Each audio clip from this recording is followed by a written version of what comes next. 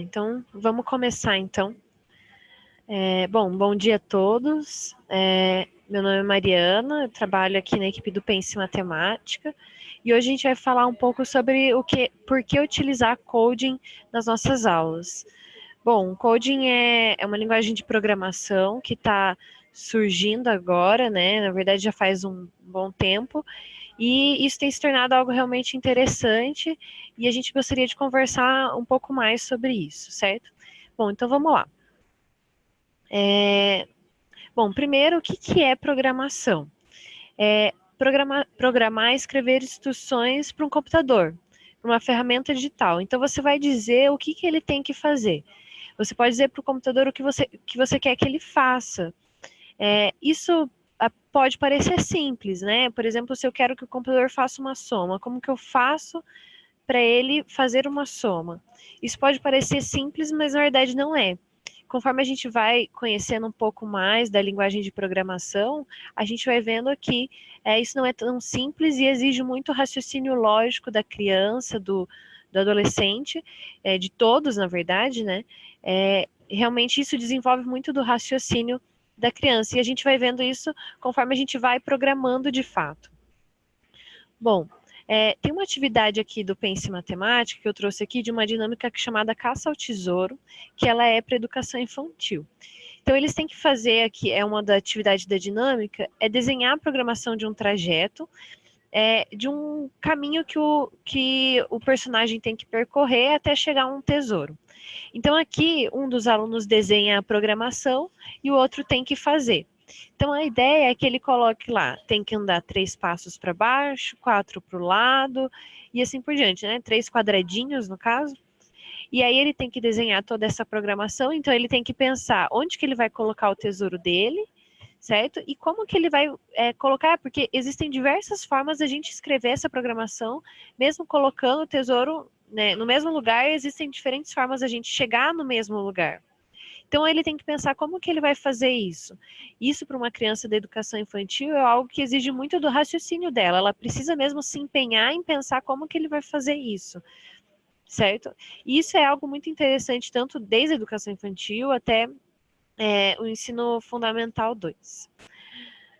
Bom, aqui tem um vídeo, eu vou passar só um trechinho dele, eu acho que o áudio vai estar meio baixo, mas ele tem legenda, dá para a gente entender um pouco. Vou passar só um trecho dele.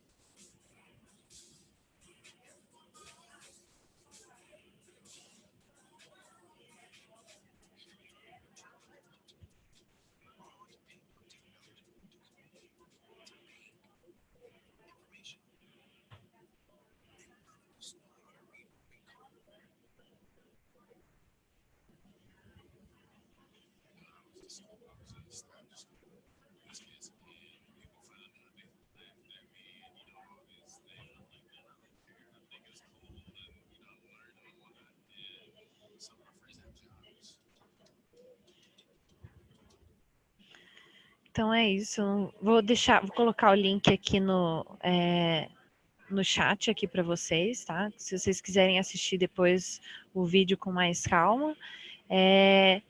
Bom, a gente viu aí que eles são vários programadores famosos, conhecidos, e falando que realmente programar não é uma tarefa tão difícil, assim, que não precisa ser um gênio. Você precisa pensar um pouco, ter um pouco de perseverança, de persistência, mas não é algo impossível, né? E a linguagem de programação em blocos, ela vem mesmo para auxiliar a criança a aprender a programar. Ao invés de ter todas aqueles algoritmos complicados, ela vem para ajudar a facilitar a criança que ela venha conseguir de forma mais clara a programar. A ideia, o raciocínio da programação possa ficar mais evidente. Bom, e como a gente viu ali no vídeo, né, um vídeo de 2013, ele fala assim, a gente está em 2013 e a gente ainda não conseguiu, a gente não sabe ler e escrever códigos. Isso é muito interessante porque a gente se fala muito, né, dessa geração de nativos digitais, crianças que já cresceram nesse meio de tecnologia, já usam o celular, já se desenvolve, já para eles é muito comum usar o Google, pesquisar, usar as redes sociais, é algo muito natural para eles aprendem muito rápido, mas as imagens que a gente vê por aí são imagens como essa daqui. Um bebê jogando e fazendo diversos usos do celular, certo? E a gente vê imagens também como essa, né? Crianças realmente pequenas que já usam o celular de forma muito natural. Mas a pergunta é, será que eles realmente são fluentes nessa tecnologia? O que significa ser fluente em algo? Quando você é fluente em uma língua estrangeira, significa que você consegue se comunicar, você consegue se expressar dentro daquela língua, você consegue se comunicar com outras pessoas, fazer uso daquilo dentro do seu trabalho, dentro de onde você for. Mas será que os adolescentes de hoje são fluentes nessas novas tecnologias? De fato, eles fazem uso, mas eles conseguem se expressar usando essas tecnologias, no sentido, eles conseguem de criar coisas novas, coisas diferentes, conseguem inovar, e muitas vezes isso não acontece, porque na verdade eles são apenas usuários, né, e não criam coisas novas. Mas uma pergunta que fica é, será que todo mundo tem que aprender a programar, né? Vai virar todo mundo cientista da computação?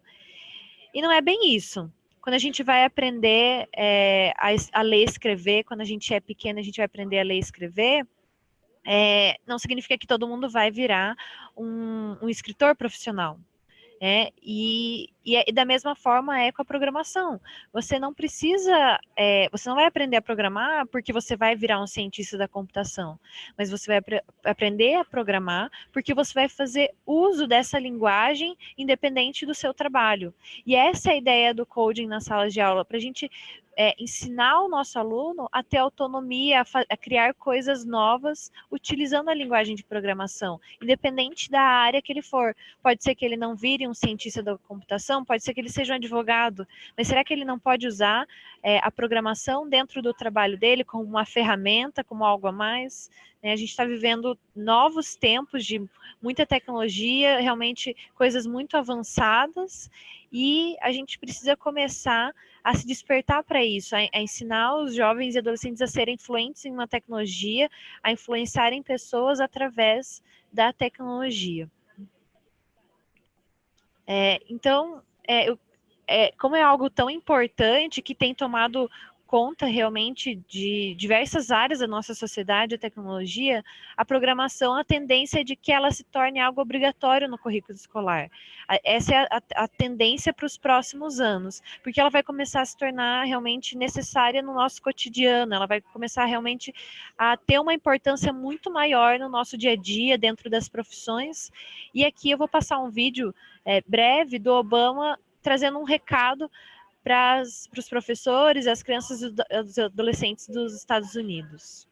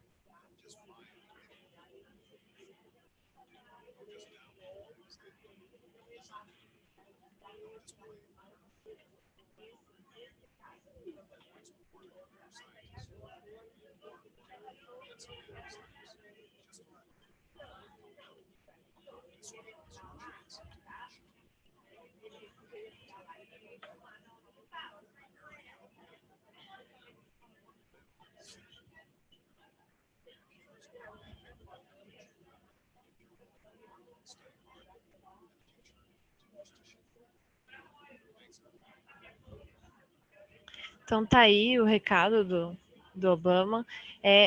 Não só a gente ser usuário de um game, mas a gente fabricar um, fazer um, não só ser usuário de um app, mas a gente poder fazer um, e também impactar a sociedade com aquilo que a gente faz. A gente pode ensinar os jovens e adolescentes a fazerem coisas que vão impactar a sociedade, que vão melhorar o meio que a gente vive através da tecnologia. E isso eu acredito realmente que é o papel da escola, mas a escola precisa estar realmente preparada para essas novas mudanças que estão vindo aí. Então, eu queria comentar aqui alguns riscos e oportunidades com relação ao ensino de coding dentro da sala de aula. Bom, vou começar falando das oportunidades. Bom, uma delas é que o code mostra que a gente pode resolver o mesmo problema de diferentes maneiras. Então, quando a gente começa a programar, a gente tem um objetivo, que nem eu mostrei lá naquela atividade de educação infantil. O nosso objetivo é chegar no tesouro. Mas eu posso fazer aquilo de diferentes maneiras. Então, a programação, ela não tem uma forma específica de se fazer algo. Existem várias formas, várias vertentes, e isso é muito interessante, porque não existe uma fórmula certa, um jeito só de se pensar, e isso dá a possibilidade para os alunos pensarem de inúmeras formas, de formas completamente variadas. Isso permite a criatividade do aluno.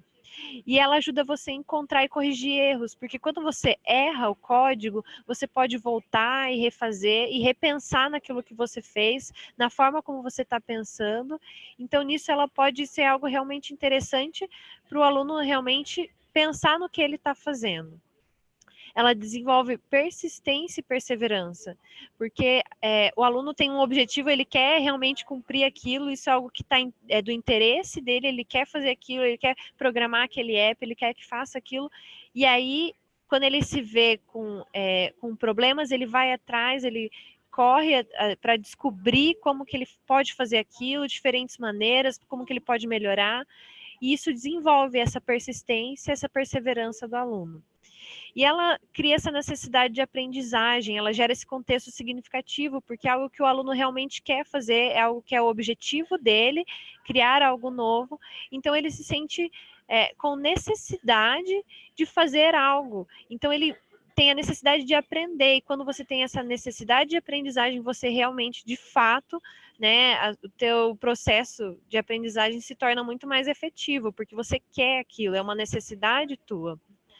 E, além disso, as ideias desenvolvidas no uso da linguagem de programação, elas podem ser úteis em diversos contextos. Então, quando a gente faz, como eu falei, a gente pode usar em diversas profissões, a gente pode falar sobre sustentabilidade, a gente pode falar sobre inúmeras situações que a gente pode usar a linguagem de programação. Bom, então agora eu queria explorar alguns comandos que tem dentro da ferramenta do Pense Matemática, de coding. A gente vê que alguns professores tiveram algumas dificuldades e um dos objetivos dessa webinar é justamente ajudar o professor durante as aulas de code dele. Então, quero falar sobre alguns comandos, e algo muito interessante é que se você, por acaso, tem algum problema com relação ao inglês, porque os comandos são todos em inglês, isso em qualquer linguagem de programação, é como se fosse uma linguagem universal, a gente pode usar, por exemplo, o Google Tradutor. Não sei como pronunciar aquela palavra, não sei o que significa. Eu entro lá no Google Tradutor e coloco a palavra que tem lá do comando, e aí eu posso tanto ver o significado, como ouvir a pronúncia. Eu clico lá no botãozinho de áudio dele, e você pode ouvir e ouvir várias vezes para que você possa realmente aprender de fato como pronunciar, para você poder usar isso com um pouco mais de tranquilidade na sala de aula. Bom, então vou começar pelo comando turn. Turn significa virar, certo? E aí eu tenho um desafio aqui de uma dinâmica do Pense, que o objetivo era fazer com que a menininha acertasse o alvo ali. E aí, ela com as bolinhas de tinta. Então, você tem que fazer ela virar. Mas aí você tem que dizer para o computador, tá, mas você vai virar, você tem que virar, mas tem que virar para a direita ou para a esquerda?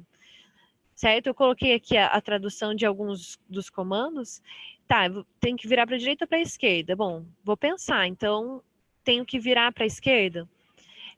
Quantos graus você deve virar? E aí entra realmente essa questão da necessidade de aprendizagem, porque talvez o aluno nunca compreendeu o porquê que ele tem que aprender ângulos, para que servem os ângulos. E aqui não. Aqui começa a fazer sentido para ele algumas coisas. Então, eu tenho que virar 30 graus para a esquerda? Será que é suficiente? Não posso aumentar um pouquinho mais? Quantos graus eu tenho que virar? Então, isso é algo que realmente gera um contexto significativo para o aluno.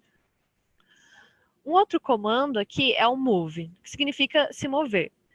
Bom, aqui eu tenho uma dinâmica do Pense também, do desafios geométricos, e aqui o objetivo dele, o desafio é construir um quadrado de lado que tenha 200 pixels. Bom, então, se eu tenho que construir um quadrado do zero, eu tenho que fazer aquele pontinho se mover 200 pixels e depois. Aí eu fiz um lado, mas e depois, se eu quero formar um quadrado? Primeiro, qual que é o ângulo interno do quadrado? E aí o aluno precisa começar a pensar como que ele tem que fazer esse quadrado. E às vezes, quando a gente vai desenhar à mão, a gente não pensa nem no que a gente sabe como é que é um quadrado, a gente vai e desenha. Mas aqui não, eu vou dizer para o computador o que ele vai fazer. E eu preciso ser muito específica no que eu vou dizer.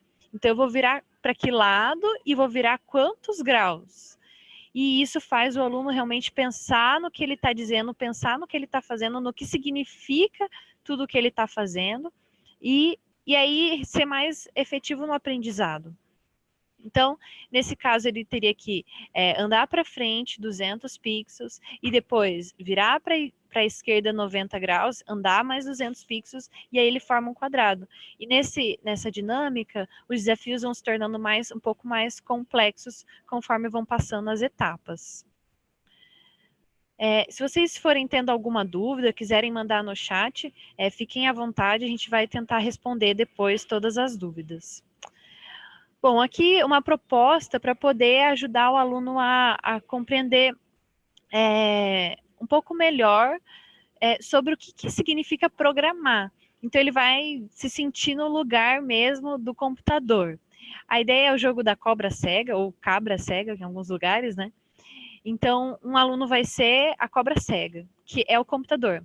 Ele só faz aquilo que o outro manda.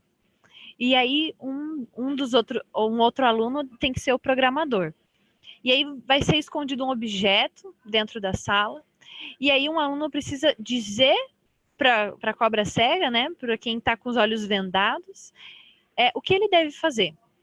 E como que a gente pode dizer para o nosso amigo o que ele deve fazer de forma a fazer com que ele não bata em nada, não se machuque, né? Que ele chegue mais rápido até o objeto e de forma mais efetiva.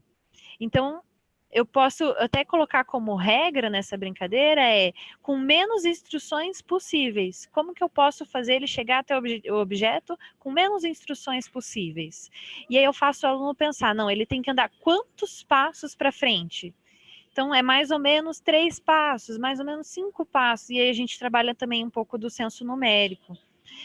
Da questão da estimativa. Não, 3 passos para frente, mas agora eu tenho que virar. Vira quanto? Para a direita, mas é tudo para a direita ou é só uns 30 graus? Quanto para a direita? Só um pouquinho? É muito?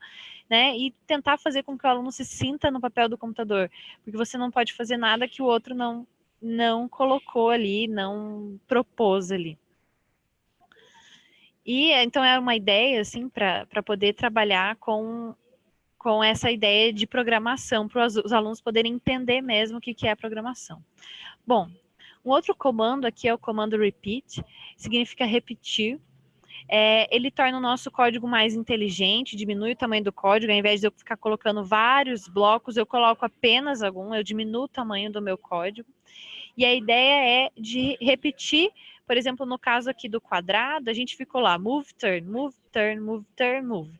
E são muitos blocos, né? Isso é cansativo.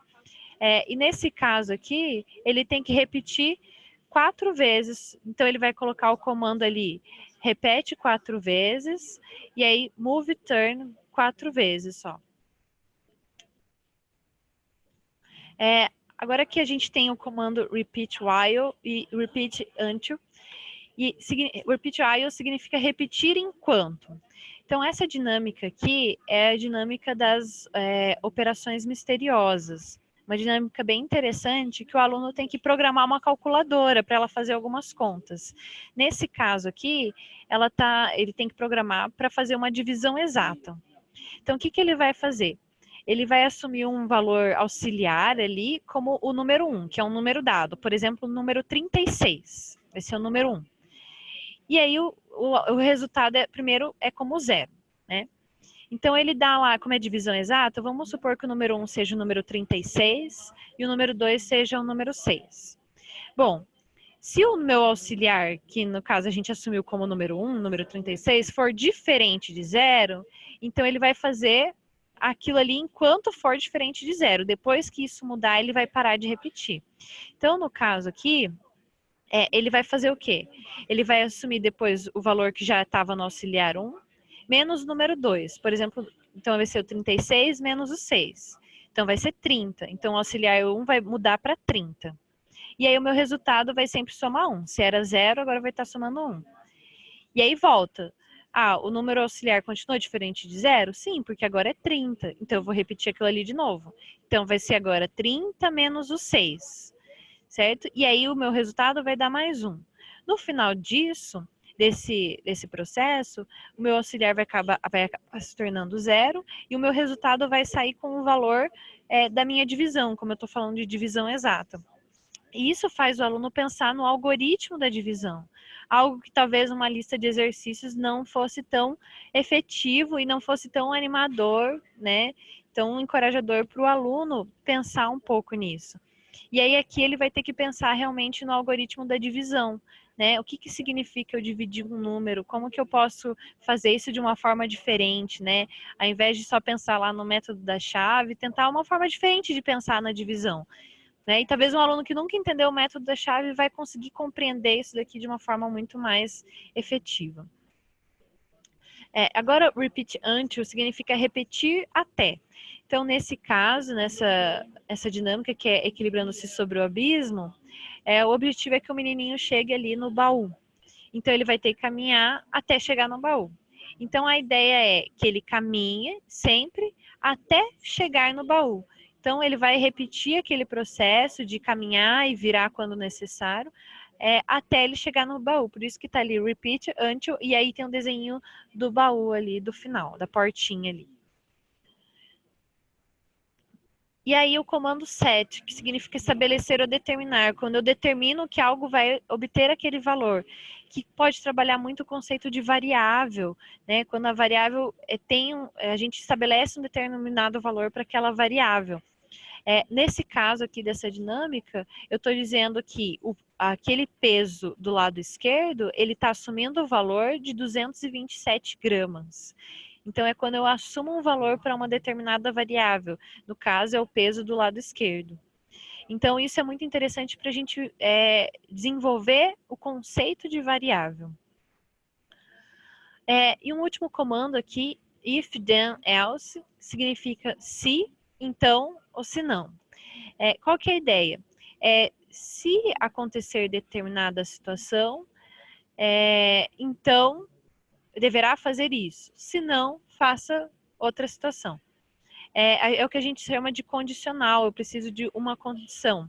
Por exemplo, nesse caso aqui, que é coisa de primos, a dinâmica coisa de primos, o computador vai dizer, escolha um número.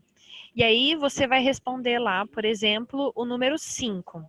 E ele vai salvar isso dentro da resposta, né? O answer.